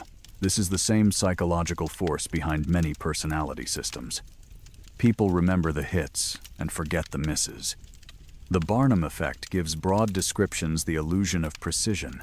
You are sensitive but strong. You feel misunderstood but have great depth. You are independent but crave real connection. You can sense things others miss. These statements can feel deeply personal because they are human enough to fit millions of people. Attach them to a rare blood type, and they feel even more powerful. Now, the description is not just emotional, it seems biological. That is the trick. And it is not new. Human beings have always taken invisible forces and turned them into identity. Stars became destiny. Birth order became personality. Skull shape once became character and discredited theories. Blood type became temperament. Rh-negative became hidden ancestry. Every age creates its own system for explaining why people are the way they are. But the truth is harder and more beautiful. You are not one marker. You are not one gene. You are not one blood type. You are not one personality label. You are a living convergence of ancestry, memory, environment, choice, chance, body, culture, pain, love, and survival. Your blood matters, but it is not the whole story. It can help save a life. It can guide a doctor. It can tell us something about inheritance. But it cannot explain everything you are. That may sound less exciting than superpowers, but it is actually more profound. Because it means your worth is not dependent on being rare. It means your sensitivity does not need a supernatural certificate. It means your intuition can be respected without being turned into proof of alien ancestry. It means your difference can be real, even when the explanation is not as simple as a minus sign. Rh negative blood does not need to make you magical to make you meaningful. It is already meaningful because it is part of the human story. It is part of the way medicine protects mothers, part of the way emergency rooms save strangers, part of the way genetics traces ancient populations, part of the way modern people confront the mystery of inheritance. The so-called superpower is not psychic vision. It is not royal blood. It is not immunity from illness. The real superpower is usefulness. In the right moment, Rh negative blood, especially O negative blood, can become a bridge between life and death. It can be the blood a trauma patient receives when there is no time to ask questions. It can be the donation that waits in a hospital refrigerator for the worst night of someone else's life. It can be the reason a newborn, a mother, a soldier, a car crash victim, or a stranger on an operating table gets another chance. That is not folklore. That is real. And it leads to the final chapter of the story, where the mystery leaves ancient maps and online myths behind and enters the modern American hospital, where blood is no longer a symbol of who is special, but a resource that must be protected, donated, matched, studied, and sometimes created from scratch, because the future of Rh negative blood may not be found in legends about the past. It may be waiting in the next emergency room, the next blood bank, the next laboratory, and the next person who chooses to give a part of themselves so someone else can keep living. The final truth about Rh negative blood is not hidden in a legend. It is hidden in a refrigerator, not a mythical chamber, not a royal vault, not a secret archive under an ancient city, a hospital blood bank. Cold, organized, quiet, labeled with precision because in that room, a mistake can become fatal and a match can become salvation. On one shelf, there may be units of O negative blood. To most people, those words mean very little. But to emergency doctors, trauma surgeons, nurses, paramedics, and blood bank specialists, O negative is not ordinary. It is the blood type they think about when there is no time. It is the type that may be used when a patient is bleeding too quickly for a full match. It is the blood that waits for the moment when identity is unknown, history is unavailable, and the body needs help before the paperwork can catch up. That is the practical side of the Rh negative mystery. After all the theories, after the ancient maps, after the royal bloodlines, after the pregnancy paradox, after the internet claims of intuition and hidden gifts, the story becomes simple again. Some blood can save more people in a crisis, and there is never enough of it. O negative is often called the universal donor blood type for red blood cells. The phrase is useful, but it can also be too simple. Human blood is more complicated than the ABO system and the Rh factor. There are many other antigen systems on red blood cells, with names such as Kell, Duffy, KID, and MNS. Some patients have antibodies against those markers, especially if they have received transfusions before. For them, even O negative may not be but in the first terrifying minutes of an emergency, O negative is often the safest immediate option. It has no A marker, no B marker, no RHD marker. To the immune systems of many patients, it is less likely to look like an enemy. That makes it precious in trauma care, childbirth emergencies, surgeries, disasters, and moments when seconds matter more than certainty. This is where the so-called rare blood becomes not a symbol, but a responsibility. A person with O negative blood may live an ordinary life. They may work in a grocery store, teach elementary school, drive a delivery route, serve in the military, run a small business, study at a state university, raise children, pay bills, and never think of themselves as medically important. But inside them is a blood type that hospitals actively seek because the world is unpredictable and bodies break quickly. A car crash on an interstate, a shooting in a city street, a mother hemorrhaging after delivery, a child rushed into surgery, a patient whose name is not yet known. In those moments, O-negative blood is not mysterious. It is useful. It is urgent. It is the difference between waiting and acting. That is a kind of power, but not the kind people imagine. It does not make the donor superior. It does not make the donor chosen.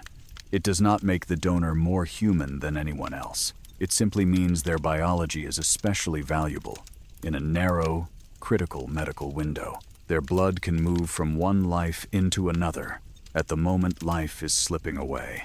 That is powerful enough. In the United States, blood donation systems depend on ordinary people doing something extraordinary in a very calm way. They schedule an appointment. They answer questions. They sit in a chair. They give a unit of blood. They leave with a bandage on their arm and maybe a snack in their hand. The act can feel small, almost casual, but somewhere later, that unit may be divided, tested, stored, transported, and given to someone who will never know the donor's name. That anonymity is beautiful. It is one of the purest forms of community. No applause, no dramatic music, no guarantee that anyone will say thank you. Just one person giving part of their body so a stranger can remain in theirs. For Rh-negative donors, especially O-negative donors, this donation can carry unusual weight.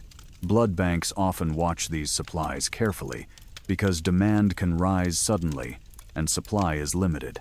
If a hospital uses too much O-negative during a mass casualty event or a series of emergencies, the shelf can empty faster than expected.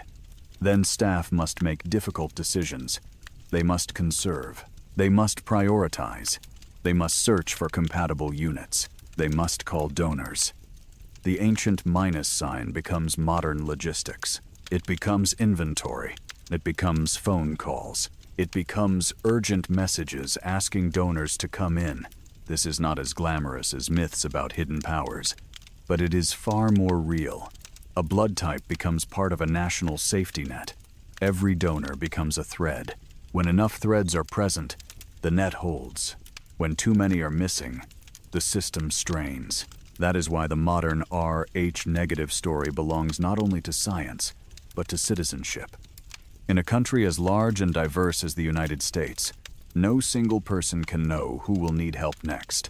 A stranger in another zip code, a veteran in a rural hospital, a teenager after a crash, a mother during a complicated delivery, a cancer patient who needs repeated transfusions, a newborn in intensive care, a person with a rare antibody profile waiting for a match that may exist in only a small number of donors.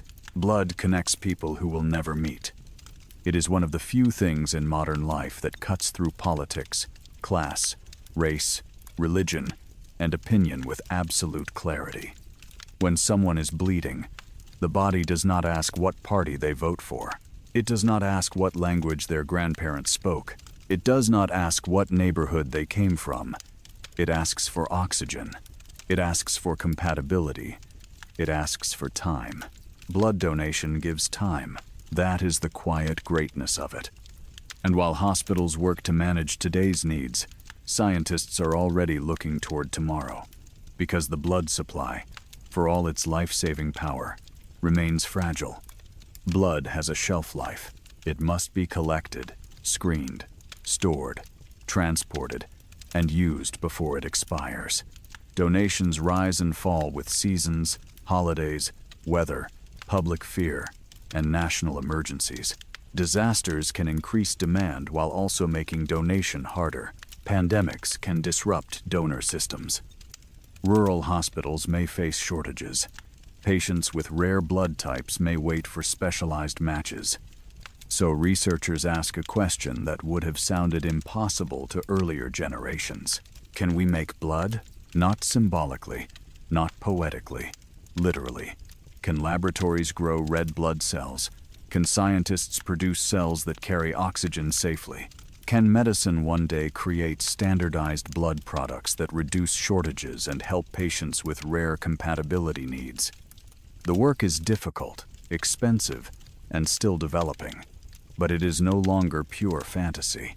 Researchers have studied lab-grown red blood cells made from stem cells Others have explored blood substitutes that can carry oxygen. The dream is not simply to replace donors overnight. The dream is to build a future where emergency care is less vulnerable, where rare blood needs can be met more reliably, where compatible red cells can be designed with fewer immune triggers. And in that future, Rh-negative blood still matters.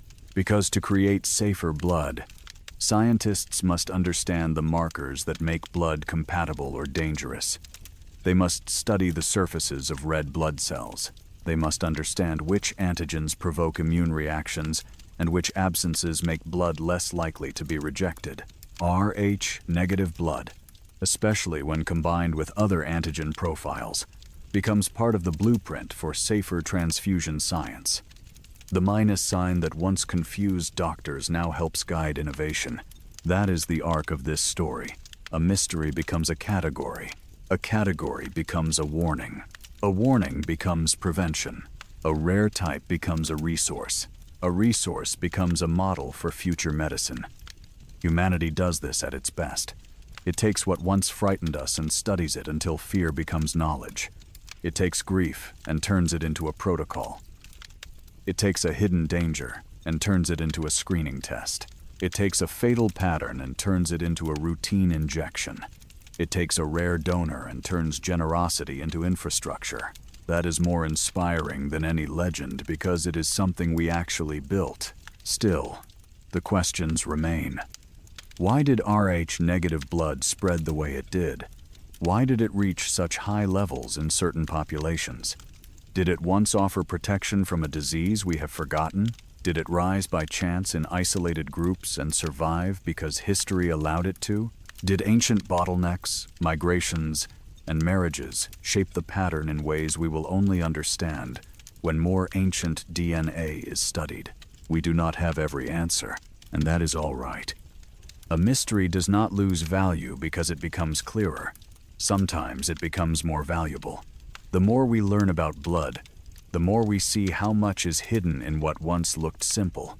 One drop can carry information about transfusion risk, pregnancy care, ancestry, immune memory, population history, and the future of biomedical technology. That is not superstition. That is wonder with evidence beneath it. The danger is not wonder. The danger is false certainty. It is the claim that Rh-negative blood proves alien ancestry, royal superiority, psychic gifts, or a separate class of human being. Those claims may be thrilling, but they shrink the real story. They turn a profound human variation into a costume. The real story is deeper because it belongs to everyone. If you are Rh-negative, your blood carries a rare and medically important pattern. It may connect you, distantly and imperfectly, to ancient population histories that researchers are still trying to understand. It may make your donation especially valuable. If you are pregnant or planning pregnancy, it may require specific medical care, care that modern medicine knows how to provide. If you are Rh positive, your blood is no less remarkable. You carry the marker most people carry, a marker that also has its own history, its own function, its own place in the cellular language of the body. You too are made of inheritance. You too are the outcome of survival. You too are connected to ancient people who endured more than you will ever know. The point was never that one blood type is magical. The point is that blood itself is astonishing. Every day, your heart moves it through you with a rhythm you do not command. Your red blood cells deliver oxygen to the brain that dreams, the hands that work, the lungs that breathe, the eyes that read, the voice that speaks. They live for a time, then are replaced. New cells rise, old cells disappear. The river continues. Inside that river are markers, some present, some absent, some common, some rare. Each one is a reminder that the body is both personal and historical. Your blood is yours, but it did not begin with you. It came through people whose names were lost long before your country existed. It passed through hunger, disease, childbirth, migration, danger, and chance. It crossed oceans and immigrants, It crossed battlefields in soldiers. It crossed hospital rooms in transfusions. It crossed generations in silence. And now it is here, in you. That is the emotional center of the Rh negative mystery. Not that it makes anyone chosen, but that it reminds us how unlikely every life is. You exist because an unbroken chain did not break. Every ancestor in your line survived long enough to pass life forward. Not most of them, all of them. If one link had failed before creating the next, you would not be here listening, breathing, thinking, wondering. That is a fact so enormous that it almost feels spiritual. Maybe that is why people reach for myths. The truth is too big to hold without poetry. We say ancient bloodline because we feel the weight of inheritance. We say mystery because we sense the missing pieces. We say superpower because survival itself feels too ordinary a word for what the body does every second. But survival is the superpower, not in the loud way, in the quiet way, the way a mother's pregnancy is protected by a shot that earlier centuries never had. The way a trauma patient receives O-negative blood before anyone knows their name. The way a donor gives 1 hour and someone else receives years.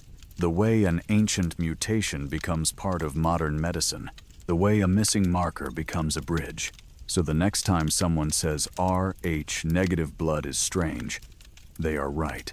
It is strange, not because it comes from the stars, not because it marks a hidden royalty, not because it guarantees intuition, or genius, or destiny. It is strange because it is a small absence with a long shadow. It touches evolution, pregnancy, emergency medicine, identity, folklore, and the future of synthetic blood. It asks questions that cross from the microscope to the map, from the hospital to the ancient past, from the individual body to the entire human species. And maybe that is enough. Maybe the most honest ending is not an answer, but a recognition. The blood inside us is not simple. Human history is not simple. Life is not simple. A single missing protein can become a mystery that lasts for generations. A minus sign can carry fear, usefulness, grief, rescue, myth, science, and hope. A person can discover a blood type and suddenly feel the past press closer. And somewhere tonight, in a hospital blood bank in America, a unit of Rh negative blood is waiting. It has no idea who will need it. It does not know the name of the donor anymore. It does not know whether it will be carried into an operating room, a delivery suite, an emergency department, or a neonatal intensive care unit. It only waits, cold, labeled, tested, ready. A small red answer to a question no one wants to ask until the worst moment arrives. And when that moment comes, all the myths fall silent. There is no need for legends. There is only blood moving from one human life into another, carrying oxygen, carrying time, carrying the oldest promise our species ever made without words. You are not alone, live, and maybe, after everything, that is the lesson this story leaves behind. Rh negative blood is not a symbol of superiority. It is not a secret crown. It is not proof that one group of people is more special, more chosen, or more human than another. It is a reminder that every human body carries mysteries we are still learning how to read. Some of those mysteries are ancient, some are medical, some are emotional, some live in our ancestry, in the families we know, and in the families whose names were lost long before we were born. But all of them point to the same truth. Being human is far more complex, fragile, and beautiful than we usually allow ourselves to remember.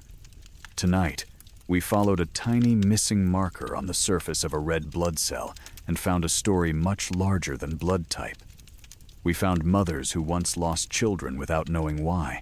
We found doctors and scientists who refused to accept heartbreak as fate. We found ancient populations whose genetic patterns still whisper across modern maps. We found myths that grew around rarity, and we found the danger of turning rarity into pride. We found hospitals where Rh negative blood is not a legend, but a lifeline waiting for the next emergency. And in the center of it all, we found people, not categories, not labels.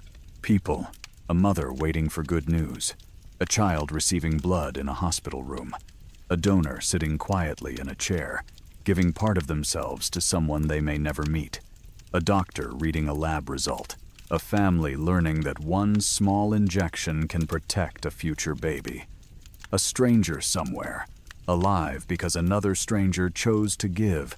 That is where the true meaning of this story lives. In a world that often tries to divide us by identity, opinion, background, politics, class, race, language, and belief, blood reminds us of something older and more honest. Beneath all those differences, every one of us is vulnerable. Every one of us depends on others. Every one of us carries a body that can be wounded, healed, protected, and saved. No one survives alone. Not in ancient history. Not in modern America. Not now. The people who came before us survived because they shared warmth, food, protection, knowledge, and care. Today, we survive because someone discovered blood typing.